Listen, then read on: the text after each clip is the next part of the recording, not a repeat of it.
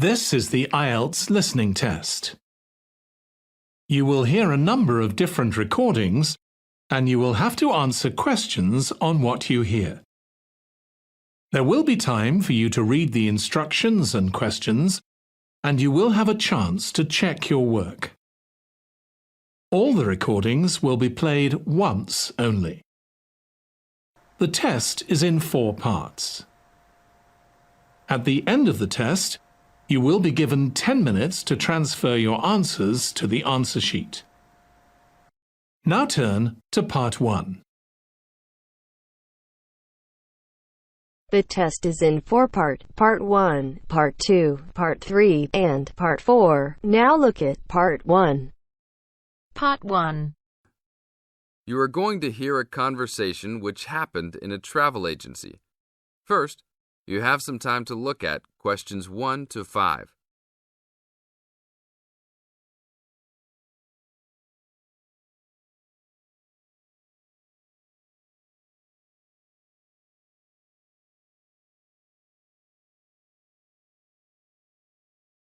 Now we will play the recording. Listen to the tape and answer questions 1 to 5. Hi, I would like to make a reservation for a round-trip plane ticket from London to New York. Welcome to the Student Travel Agency. London to New York. Let me see if we have any student specials for that flight. Yes, we do in fact. What days would you like to fly? I am looking for a flight around the 10th of October or so. And how about your return date? Ideally, the 31st of October. Let me check our computers to see if these dates are available. Are you looking for economy class or first class? Economy class will be just fine. We have an open flight on the 10th, but for your returning flight, the 31st of October is already fully booked. If you want to upgrade to first class, there are openings for the 31st. Just a few seats left, though. How much do I have to add for first class? First class will be around 20 to 25% more. Well, that is not worth it. I would rather just fly on another day. Do I have any other options? There are open seats back to London on the 1st of November. There are openings for first class that day too. No, I won't be able to do that because I have to work. Is there anything before the 31st? Maybe the 30th or 29th? Let me check. You can fly on the 29th, but not the 30th. The 29th is a little bit early. Is there any way I can be on a waiting list of some sort? Of course, but you should still confirm a return date just to be safe. OK. How about if I book a return date on the 29th and add my name to the waiting list for the 31st? Can I do that? Sure, I can do that for you. Do you also want to add your name on the waiting list for the 30th also? I would recommend this in the scenario that you do not get the flight for the 31st. That is a good idea. How much will the round trip cost? I will calculate your price for you. Your total will be £565, not including tax. Now look at questions 6 to 10.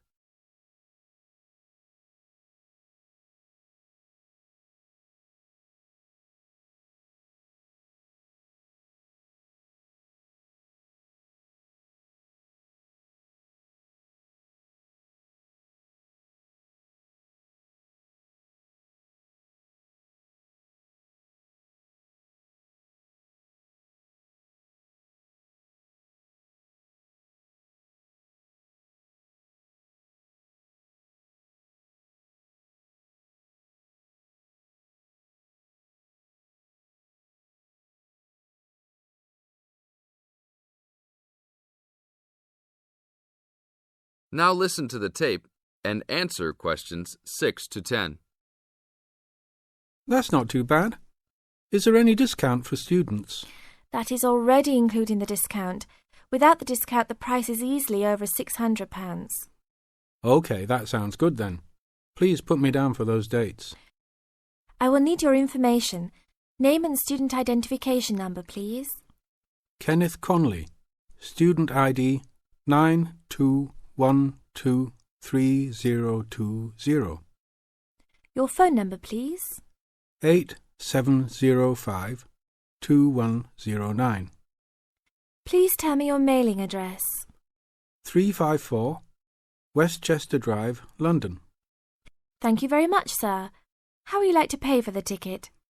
I think I will pay in cash. Well, you don't need to pay right now, just when you come to pick up the tickets. You will need to pick up the tickets at least 2 weeks before departure. That is no problem. One quick question. What happens if for some reason I need to cancel my trip? The student discount tickets are unfortunately non-refundable. However, if your cancellation is before 24 hours of takeoff time, then you can reschedule your flight for another day. If the cancellation is within 24 hours, then you forfeit your ticket. I understand. Well, thank you very much. I will see you next week. See you then. That is the end of part 1. You now have half a minute to check your answers.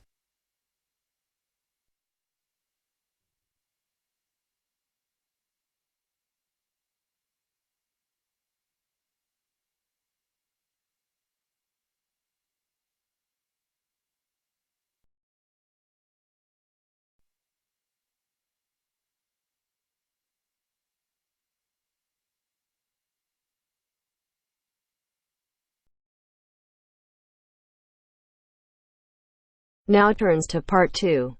Part 2. You will hear a talk by a counsellor on plans for the development of an old industrial site. First, you have some time to look at questions 11 to 13.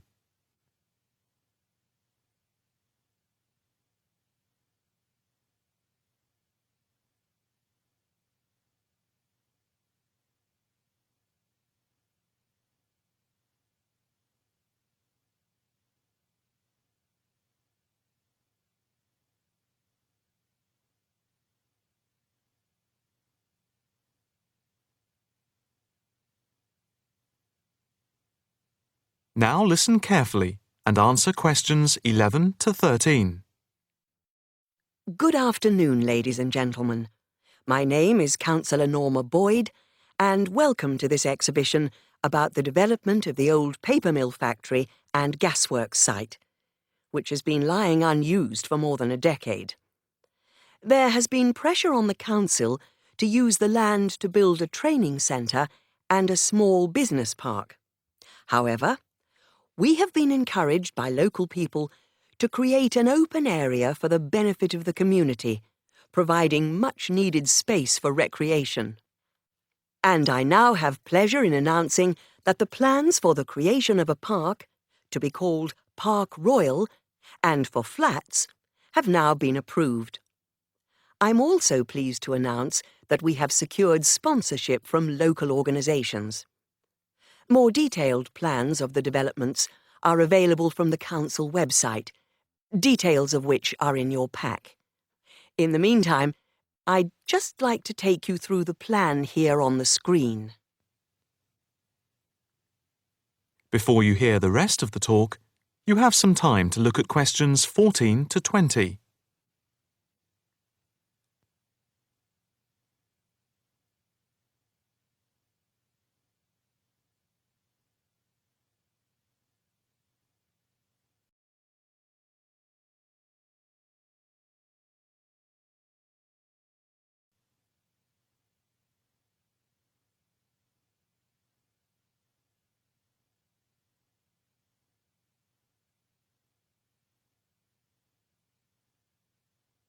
Now listen carefully and answer questions 14 to 20.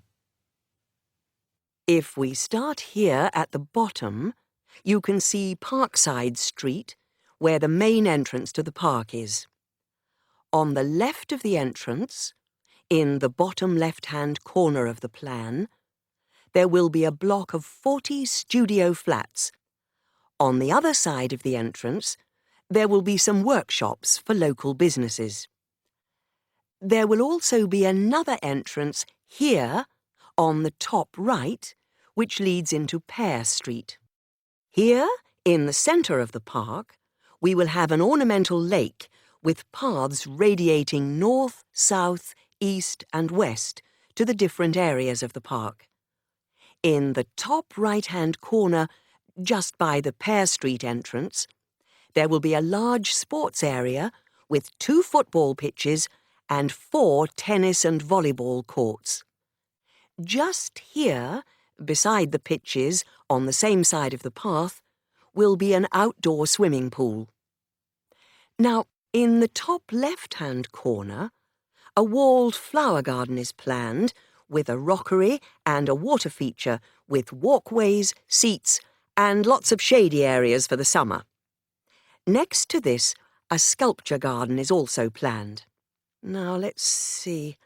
Just here, below the walled garden, there will be a grassy amphitheatre with a permanent covered stage for open-air concerts.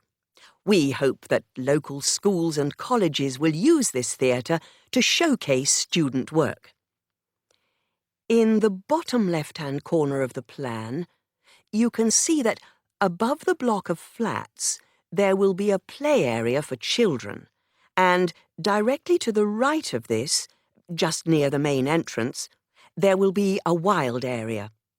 More trees will be planted here, and in the middle will be built an educational centre for use by local schools to encourage children to take care of the wildlife and look after the trees and plants. And finally, in the bottom right-hand corner of the park will be a cafe, opening on to Pear Street. And now for questions. If anyone would like to ask anything, I and my colleagues are only too happy to oblige. Yes, the lady in the front row, if I could have your... That is the end of part 2. You now have half a minute to check your answers.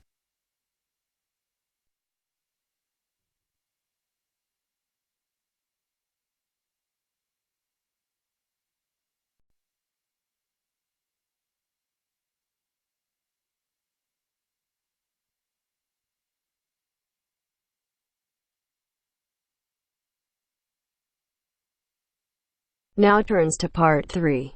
Part 3. You are going to hear a conversation on rivers. First, you have some time to look at questions 21 to 25.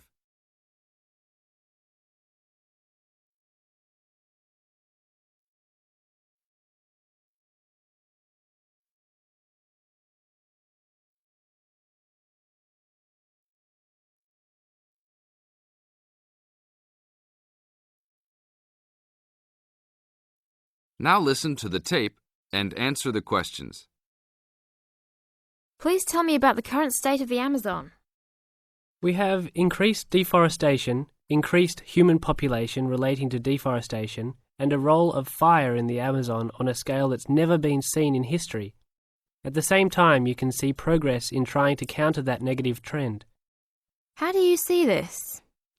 We see this in the creation of national parks and indigenous areas, and efforts to fund sustainable development activities for locals. We see both good and the bad, and it's going to be a race to finish. I understand that you started the Minimum Critical Size of Ecosystems project. Could you tell me about it? A number of years ago, it became apparent that those practicing conservationists didn't have the scientific information available to properly design a conservation area. They didn't know how big it had to be, right? People were learning that as forests fragment, the fragments begin to shed species after they become isolated, so they end up becoming poor examples of what they had been. This relates to the size of the fragment. Do people still study this? Yes, there is a rich subfield of conservation biology that looks at the efforts of fragmentation. One of the consequences is a general policy response to set up protected areas that are fairly large, something on the order of 1,000 square kilometres.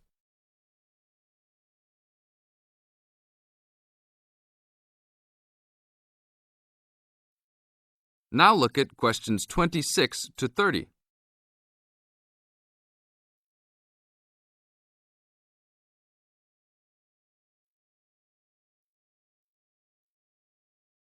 As the talk continues, answer questions 26 to 30. Can you talk a little bit more about the forest fragmentation? As habitats are destroyed, they are accompanied by habitat fragmentation. So when 50% of a forest is lost, the remaining 50% being is not one large block, but smaller pieces, which makes the conservation problem even worse than saying that 50% has been lost. And this affects not just forest, but species diversity, correct? In terms of species loss, we can't give you precise numbers about how many species are lost because of these fragmented landscapes, but we're beginning to get close to where we can make that estimation. And so one of the policy responses to all of this, beyond just trying to create large protected areas, is to try and reconnect the fragments. You've been active in many projects studying the Amazon region over the years. Can you tell us about that process of understanding the Amazon? When people first started looking at conservation priorities, there was not much information about the geography of plant and animal species.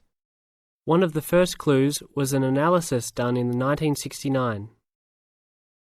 This looked at bird species and found geographic clusters of species which occurred nowhere else. And those are priority areas for conservation. Was this when people began prioritising refuges? Yes, it was the first time that someone looked basin-wide at priorities, giving priority to so-called refugean areas. Was this when the new trend to use geographic information systems, or a GIS, started? That was in 1990 after we worked out a whole set of biological and conservational priorities and produced a big map using GIS. What are some of the things that GIS does? Well, there are several advantages of using a geographic information system. First, you can continually update the system so that it's now a constantly changing picture. You can actually watch changes. Then you can include large amounts of data, including information about the vectors of development. Roads, railroads, pipelines, hydroelectric projects, etc. And finally, because it is accessible on the internet, it makes this information available to anyone who's interested. That is the end of part 3. You now have half a minute to check your answers.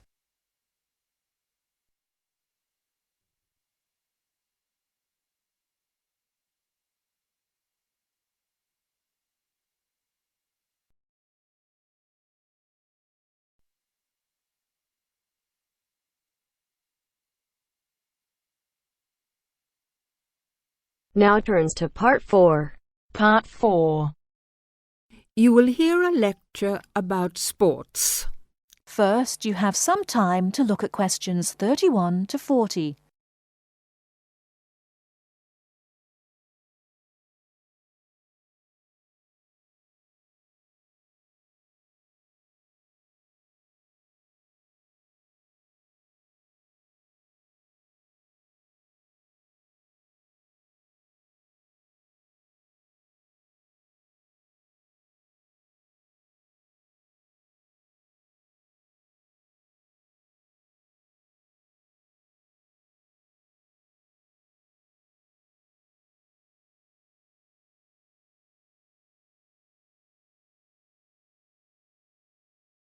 Now, listen carefully and answer questions 31 to 40.